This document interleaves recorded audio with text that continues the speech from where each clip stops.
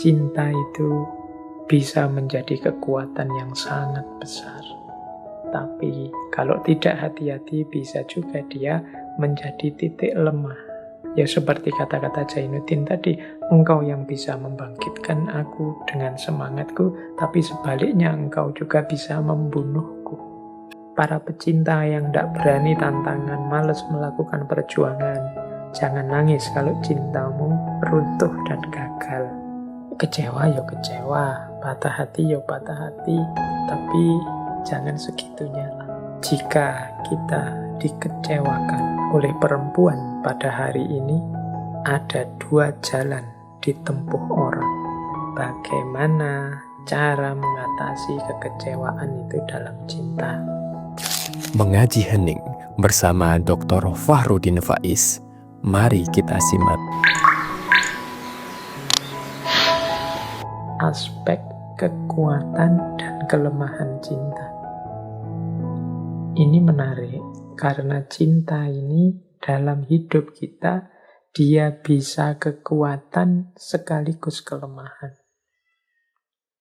Dia bisa sangat membantu kita meraih apapun yang kita inginkan, sekaligus dia bisa jadi penghalang yang paling kuat, paling susah ditembus, yang meruntuhkan kita. Coba kita belajar beberapa bagian dari novel Tenggelamnya Kapal Van der Wijk. Cinta itu bisa menjadi kekuatan yang sangat besar. Tapi kalau tidak hati-hati bisa juga dia menjadi titik lemah.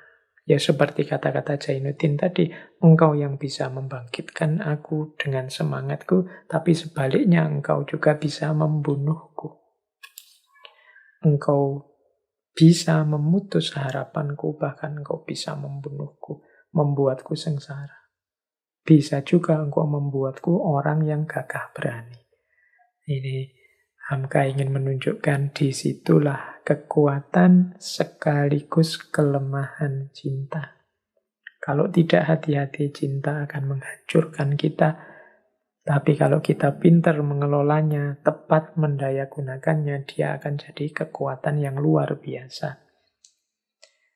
Minggu lalu kita belajar tentang Khusro Shirin. Bagaimana satu orang yang biasa-biasa saja, bukan orang luar biasa, namanya Farhat, yang hanya seniman pahat biasa bisa menghancurkan gunung, nembus gunung karena cintanya dan harapannya terhadap cinta. Tapi begitu kecintaannya dikabarkan meninggal, detik itu juga dia meninggal juga. Itu kan berarti dia kekuatan yang dahsyat, tapi juga titik lemah yang luar biasa.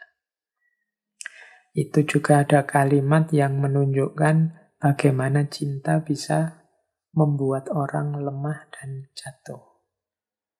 Pelajaran kesekian dari Buya Hamka tentang cinta. Cinta adalah kekuatan dan sekaligus kelemahan. Teman-teman yang oleh Allah dianugerahi dengan cinta, kelolalah itu dengan baik. Seperti saya jelaskan ketika sesi Khusro dan Shirin, energi cintamu manfaatkan untuk hal-hal yang positif, yang manfaat, yang maslahat, baik untuk kalian berdua maupun syukur-syukur bisa untuk lingkunganmu, masyarakat secara umum. Jangan melakukan hal-hal yang terlarang, apalagi dilarang oleh Allah, apalagi dimurkai Allah. Karena dengan melakukan itu sebenarnya kalian sedang meruntuhkan cintamu sendiri. Kalian sedang menunjukkan bahwa cintamu tidak murni. Cintamu hanya mengejar kesenangan egomu belaka. Baik, ini pelajaran-pelajaran. Kita belajar lagi selanjutnya. Ada juga pelajaran tentang cinta dan negosiasi keduniaan. Ini kalau ini istilah dari saya ya. Jadi ini mungkin tepatnya cinta yang masih punya syarat. Cinta yang tidak murni. Nah, Hamka mengomentari kalau cinta alasannya hanya kesetaraan harta, ya nanti kalau hartanya habis, penghargaannya pasti berkurang. Laki-laki menikahi seorang perempuan karena dia perempuan kaya, ya nanti kalau kekayaan perempuan ini menyusut atau habis, ya penghargaan laki-laki kepada istrinya pasti akan turun. Demikian juga sebaliknya. Kalau hanya karena harta seorang perempuan mau dinikahi, ya nanti di titik ketika hartanya habis bangkrut, nilai suami ini di mata perempuan akan jatuh. Ya karena harta barang fana, barang sementara. Bisa menyusut, bisa berkurang, bisa hancur, bisa habis. Seperti ceritanya Aziz, dia bangkrut sampai terusir dari rumahnya. Ini pasti nilainya Aziz di mata istrinya akan sangat jatuh kalau semula pertimbangannya hanya harta saja. Adat juga begitu. Kalau alasannya hanya sama-sama bangsawannya, mungkin sama-sama pejabatnya, mungkin sama-sama orang kelas tinggi, itu yang dicari, ya sudah, yang menikah ya kebangsawanan dan jabatannya. Tidak ada hati yang terlibat di situ. Yang laki-laki yang diberikan status kebangsawanannya, yang perempuan juga begitu. Hatinya dipegangi sendiri-sendiri. Tidak diberikan apalagi dipertukarkan. Inilah, kata Hamka, yang jadi sebab banyak pernikahan kelihatannya manis di luar, tapi di dalam rasanya hampa. Mengapa kelihatan manis di luar? Karena menjaga gengsi kebangsawanannya, menjaga gengsi statusnya, biar tidak kelihatan. Tapi di dalam kehidupan bersama rasanya hampa. Biasanya terus kalau ada masalah sedikit saja terus rame berpisah. Ini cerita-cerita seperti ini kan banyak. Awalnya adalah, kata Hamka, karena tidak ada pertalian hati, tapi pertalian harta atau pertalian status jabatan kebangsawanan. Ini juga pelajaran jadi dari Buya Hamka untuk kita. Ya kalau dalam agama itu kan harta sebenarnya boleh jadi pertimbangan, keturunan atau status juga boleh jadi pertimbangan. Tapi yang diutamakan pertama-tama ya akhlaknya. Akhlak itu kan nanti urusannya hati. Jadi ini parameter-parameternya ketika kita ingin menikah. Tapi dasarnya harusnya yang paling awal itu hatinya memang cocok, memang sreg, ada passionnya, ada rasanya. Ini dalam membangun rumah tangga akan lebih mudah. Jadi perkawinan yang dilandasi pertukaran dua hati. Kalau begitu dijodohkan itu tidak bagus ya Pak. Bagus saja kalau dua-duanya bersedia saling memberikan hatinya. Kalau tidak, ya itu nanti akan sangat berat. Jadi tidak ada urusannya dengan dijodohkan atau tidak. Tapi kesediaan dua orang untuk saling menerima dan saling memberikan hatinya. Tidak hanya karena negosiasi melihat hartanya atau melihat statusnya. Kalau hari ini jangan-jangan di antara status itu ya status jomblo atau tidak jomblo. Yang penting aku tidak jomblo, nikah sama siapa sajalah. Nah ini juga tidak bagus. Asal nikah. Yo seandainya memang harus nikah dengan siapa yang kita belum terlalu mendalam dengan dia, pastikan bahwa kalian berdua sama-sama siap dan sedia memberikan hati. Biar kehidupan kalian berdua tidak hampa. Kalau hanya satu yang siap memberikan hatinya, yang satu berjuanglah untuk biar hati yang lain diberikan. Kalau sama-sama belum bisa memberikan hati, ya berjuang berdua. Karena betapapun institusi pernikahan, perkawinan bukan institusi yang main-main, yang bisa tidak cocok ya cerai gitu saja. Tidak sesederhana itu. Baik, kita lanjutkan. Jadi ini pelajaran selanjutnya dari Buya Hamka, dari tenggelamnya kapal Van der Wijk. Kita mulai sekarang pelajaran-pelajaran patah hatinya. Ini bagian yang menyakitkan. Gimana sih mengatasi patah hati itu dalam cinta? Jadi ini kalau di Buya Hamka ya sebenarnya seandainya putus, orang yang kita cintai menikah dengan orang lain tidak masalah. Toh dua orang itu bisa masih menjadi sahabat. Tidak suami istri, tapi masih saling peduli, saling memperhatikan. Masih saling mengingatkan kalau yang lain ada dalam bahaya.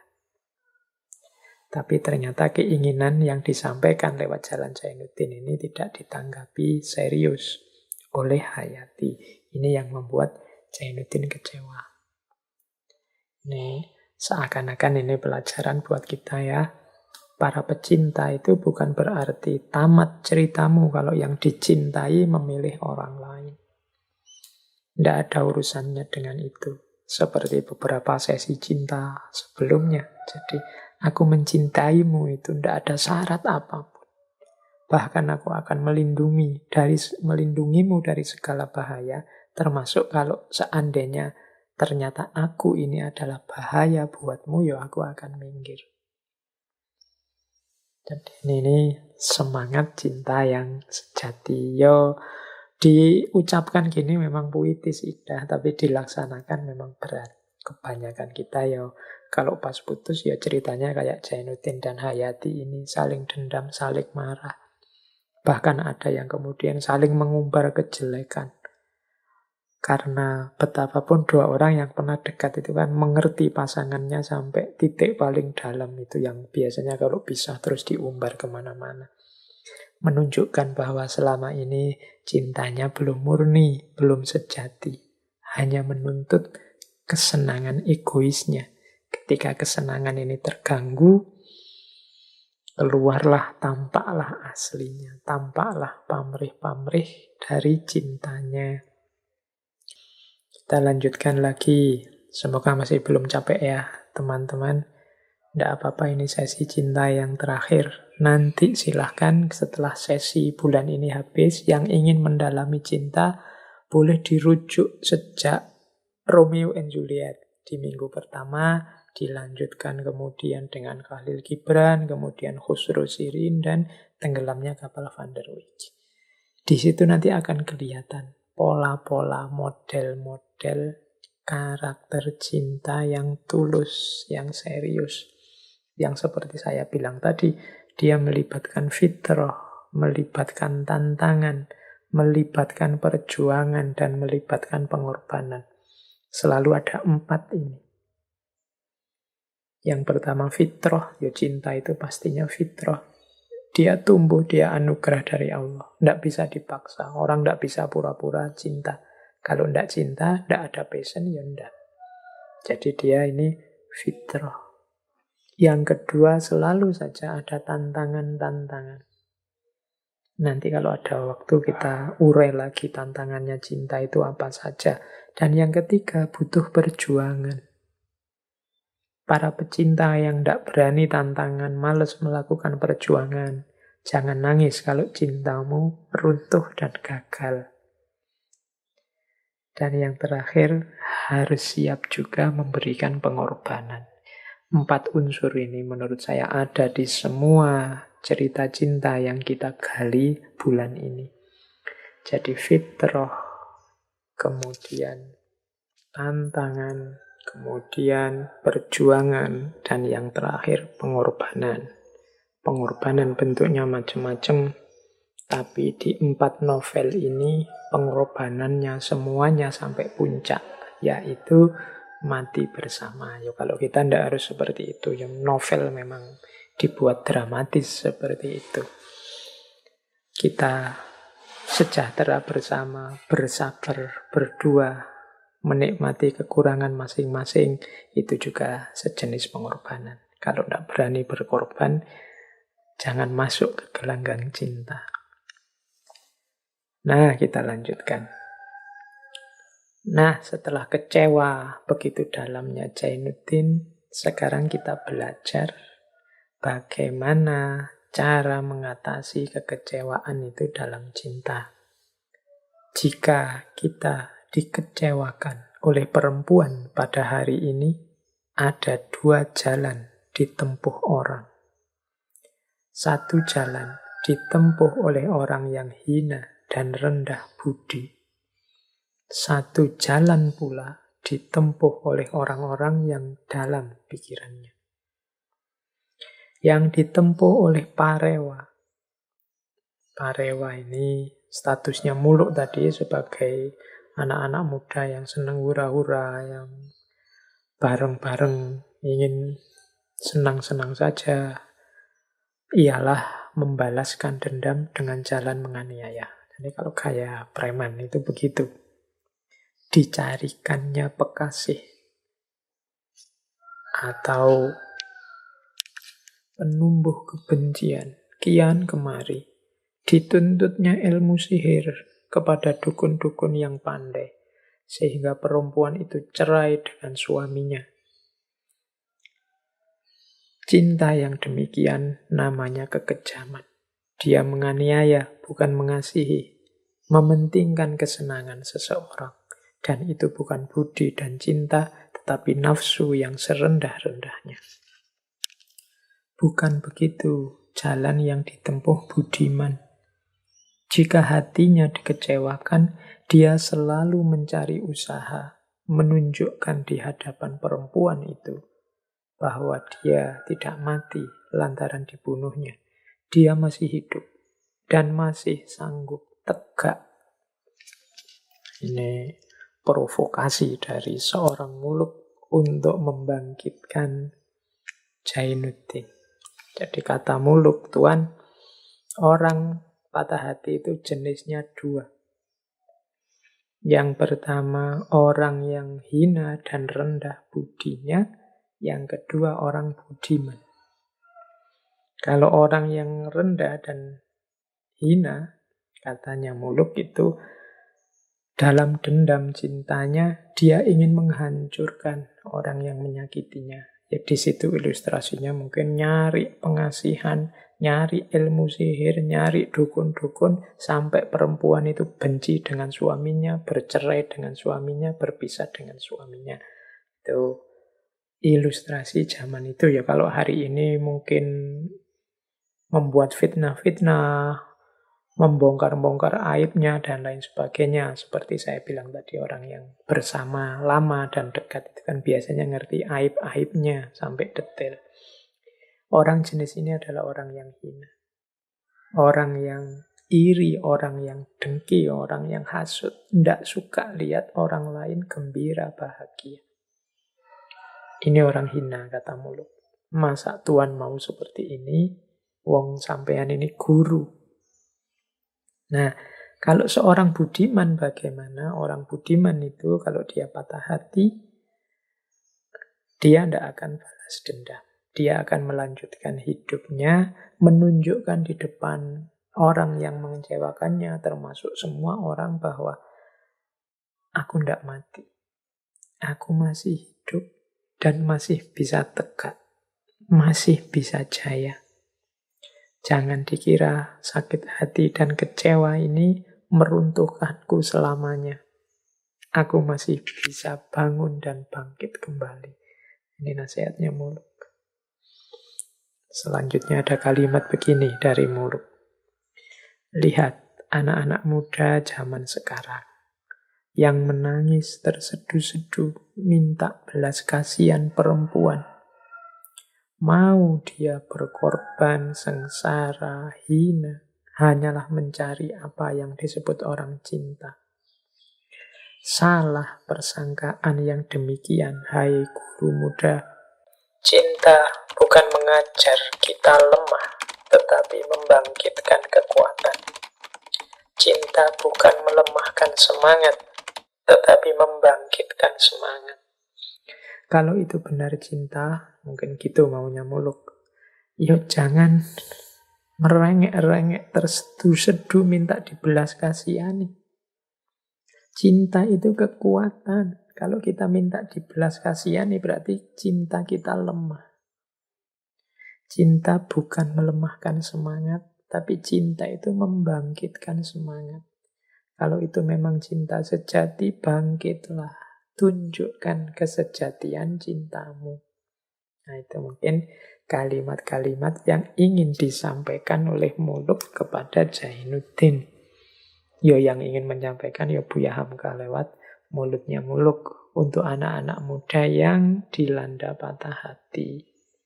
Buktikan cintamu sejati dengan semangat, dengan bangkit, dengan menunjukkan bahwa betapa kuatnya cintaku. Meskipun dikhianati, dikecewakan, tetap dia bisa bangkit, bangun kembali, tegak dan jaya. Ini kalau bahasanya hari ini mungkin ini provokasi dari Muluk kepada Zainuddin. Dan memang terbukti dari marah-marahnya Zainuddin ini akhirnya, marah-marahnya Muluk ini Zainuddin kemudian sadar, bangkit lagi dan jaya. Pindah ke Jawa, di sana dia jadi penulis besar, punya usaha tunil, dihargai banyak orang. Ini awalnya dari nasihat seorang Muluk. Oke, ya paling tidak kita belajar dari Muluk tentang kecewa ya kecewa, patah hati ya patah hati, tapi jangan segitunya lah. Ada lagi pelajaran sisipan selanjutnya. Kalau ini tentang cinta yang terlalu banyak mikir, terlalu banyak pertimbangan. Sehingga akhirnya kesalip oleh orang lain. Ada kalimat begini. Bagi setengah orang, mencari istri amat sukar dan payah. Mesti bercinta-cintaan lebih dahulu. Bagi setengah orang, dipandangnya perempuan yang akan jadi istrinya itu laksana gunung tinggi yang payah mendaki. Sehingga dia mundur maju hendak menyatakan pinangannya kepada perempuan itu atau kepada keluarganya. Padahal di pihak yang lain, perempuan senantiasa pula menunggu. Sehingga lantaran tunggu ketunggu, umur pun berjalan juga. Cita-cita habis di tengah. Tiba-tiba datang orang lain yang tidak banyak perhitungan, tidak banyak pikir, dia meminang lebih dahulu. Sehingga maksudnya langsung dan yang mempunyai cita-cita tinggal menggigit jari. Ini pelajaran bagi yang terlalu banyak pertimbangan dan terlalu menunggu, terlalu sabar menanti. Sabar itu bagus, terlalu sabar tidak bagus. Cinta memang jangan kehilangan akal sehat. Berpikir harus tetap jernih, tidak boleh sembrono, perlu pertimbangan-pertimbangan. Tapi juga jangan terlalu. Terlalu lama berpikir, akhirnya serba ragu. Karena terlalu lama ragu, tidak maju-maju. Umur semakin bertambah, akhirnya ditikung orang. Ada yang nikung tengah jalan, tidak pakai mikir, langsung ngelamar. Orang tuanya yang nunggu-nunggu anaknya kok tidak ada yang meminang, ada yang ngelamar, ya diterima. Akhirnya nangislah dia. Bikin puisi, bikin syair, nyanyi lagu sedih. Yo, terlalu panjang berpikirnya. Terlalu banyak pertimbangan. Ada yang bilang orang itu Kadang-kadang kalau terlambat menikah biasanya tambah lambat. Karena pertimbangannya tambah banyak, karena dia tambah dewasa, tambah pinter, mikir macem-macem. Kalau sudah nikah, mau dikasih makan apa, nanti aku cocok apa enggak sama dia. Dia sio apa, aku sio apa, dia yin apa yang, dia mikirnya dawa, akhirnya enggak maju-maju, ya wes, disalib orang, ditikung orang. Akhirnya nangis juga. Nah, ini pertimbangan juga ya untuk teman-teman. Mungkin yang sudah cukup umur, sudah punya andalan, ya pekerjaan tetaplah. Nggak harus yang sampai nunggu kaya raya, punya rumah, punya mobil sendiri. Kalau memang sudah ada calon, sudah ada yang bisa diandalkan, sama-sama punya rasa, nggak usah menunggu, jalan saja menikahlah. Ya, memang mungkin ada bayangan-bayangan nanti sulit ini, nanti susah itu. Tidak ada yang tidak ada kesulitannya dalam hidup ini, apapun itu. Maka kalau memang sama-sama suka, kemudian perangkat sarana prasarananya siap, menikahlah. Kalau dalam agama itu kan ada, itu dulu saya jelaskan di sesi pernikahan, kapan seseorang wajib menikah, kapan seseorang sunnah menikah, tapi ada kalanya memang masih makruh, bahkan haram menikah. Ada situasi-situasi yang menuntut itu. Maka teman-teman, ya silahkan. Teori sudah banyak, tidak usah mikir sendiri yang terlalu jelimet. Kalau memang sudah ada kecocokan, jalanlah, menikahlah. Ini juga menurut saya pelajaran sisipan. Jadi tentang pertimbangan dan penantian. Yang perempuan juga begitu. Ya, jangan terlalu sabar menunggu. Ingatkan terus. Kalau kalian memang saling mencintai untuk segera serius. Tidak hanya cinta-cintaan, tidak hanya sekedar WA-an tiap malam bilang I love you, I miss you terus-terusan. Menikahlah kalau memang sudah merasa mampu dan saatnya. Tidak usah nambah-nambah kewajiban yang tidak wajib. Nunggu lulus S3 dulu. Nunggu punya mobil dulu. Nunggu, tidak ada yang mewajibkan itu. Agama, adat, tradisi, tidak ada yang wajib itu. Yang penting segala sarana prasarananya cukup, nanti tidak dianggap kalau menikah nanti dua-duanya sengsara karena belum punya pekerjaan tetap dan macam-macam. Kalau alasan-alasan yang elementer ini sudah beres, ya menikahlah. Khawatirnya nanti sudah serius-serius mempersiapkan karena terlalu lama, terlalu banyak pikiran, disalib orang, ditikung orang, akhirnya stres, depresi berkepanjangan, ketempuan lagi, susah lagi. Oke, kan jodoh sudah ditentukan, Pak. Iya, tapi kan kita mengusahakan. Kalau memang tidak jodohnya, ya tetap nanti tidak nyambung. Tapi kan bukan berarti kita diam saja, menunggu saja. Terima kasih sudah menyimak. Semoga channel Mengaji Hening bersama Dr. Fahrudin Faiz selalu bisa memberikan ilmu, motivasi, dan kebermanfaatan. Salam sehat dan bahagia.